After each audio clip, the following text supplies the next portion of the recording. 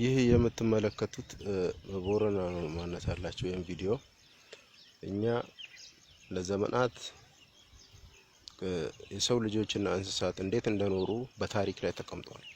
ሰዎች እንዴት እንስሳን እንዳላመዱ፣ ሰዎች እንዴት ከእንስሳ ጋር መኖር እንደጀመሩ፣ እንስሳት በጣም ለሰው ልጅ አስፈላጊ እንደሆኑ ሰዎች አምነውበት፣ እንዲሁም መሬትን መጠቀም ምን ያህል አስፈላጊ እንደሆነ ታምኖበት እንስሳን ማላመድ ተችሏል። የተለያዩ እንስሳ ከነዚህ እንስሳቶች መካከል አንዱ ከብቶች ናቸው።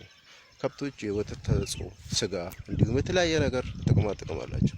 ነገር ግን እንዲህም እንደምታዩት በሚገርም ሁኔታ ክምር ጭድ የሚመስል ለማየት ሁላ ለማመን ሁላ የሚከብድ የሬሳ ማዕት እንደምታዩት ይኸው እንስሳቶቻችንን መጠበቅ አቅቶናል።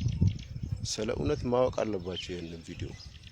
ይሄ በጣም አስገራሚ ነው፣ ማወቅ አለባቸው ይሄን ቪዲዮ።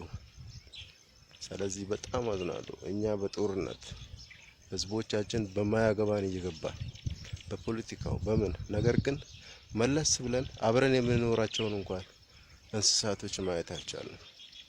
አይዶን ነው ምን ለማለት እንደምችል ከዚህ በላይ ነገር ግን ይሄ እውነታው ነው። ይሄ ሪያሊቲው ነው። ይህ የምታዩት ቪዲዮ እንዳለ ያው የእንስሳት መንጋ እንደሚታያችሁ ይኸው ሜዳው ሙሉ እንስሳት ነው። ይሄ እውነት ነው። ይሄ የምታዩት በሙሉ እንስሳት ሬሳ አያችሁ አይደል? ይኸው በቃ ምንም ማለት አልችልም ከዚህ በላይ። ሰላም ለእናንተ ይሁን፣ ሰላም ለኢትዮጵያችን ይሁን። እኛ ተመራን እንዲህ ነን ህይወታችን፣ አርሰን እንዲህ ነው ህይወታችን። መች ይሁን የምንቀየረው? እግዚአብሔር ይርዳን።